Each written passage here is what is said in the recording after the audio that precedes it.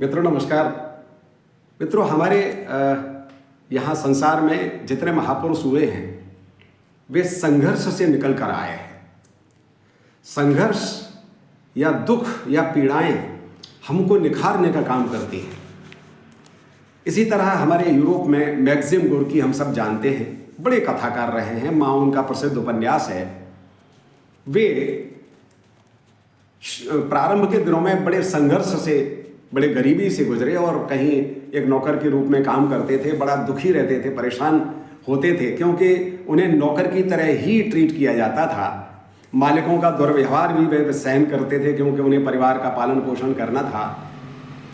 एक दिन अपनी आर्थिक स्थिति से परेशान हो गए और उन्होंने आत्महत्या करने का प्रयास किया, लेकिन वे बच गए।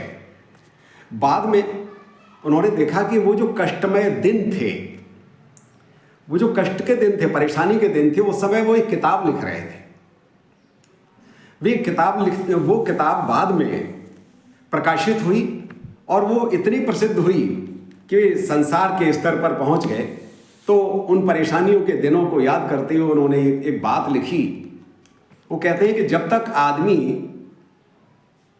अपने काम को काम मानकर करता है तो उसका जीवन गुलाम की तरह होता है, लेकिन जब उस काम को वो अपना काम मानकर करता है तो उसके जीवन में सुख और आनंद की अनुभूति होती है।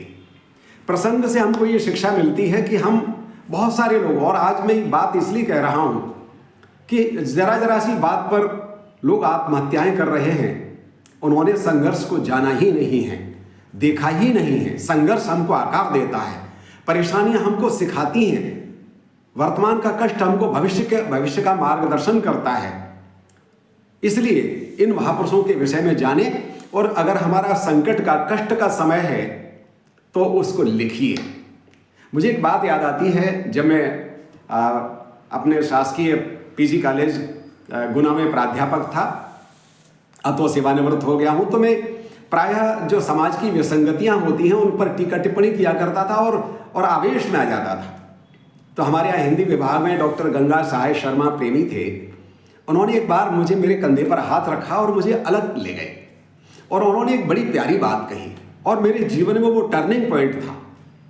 उन्होंने कहा कि सतीश जी, आप जो गुस्सा करते हो ना विसंगतियों पर, विकृतियों पर, आप जो गुस्सा करते हो वो गुस्सा लेखनी के माध्यम से निकालिए। आप उसको रचिए तो दूना लाभ होगा। एक तो आपका विरेचन हो जाएगा, जो क्रोध आपके मन में है वो निकल जाएगा, गुबार निकल जाएगा, और वो गुबार शब्दबद्ध हो जाएगा तो एक रचना बन जाएगी।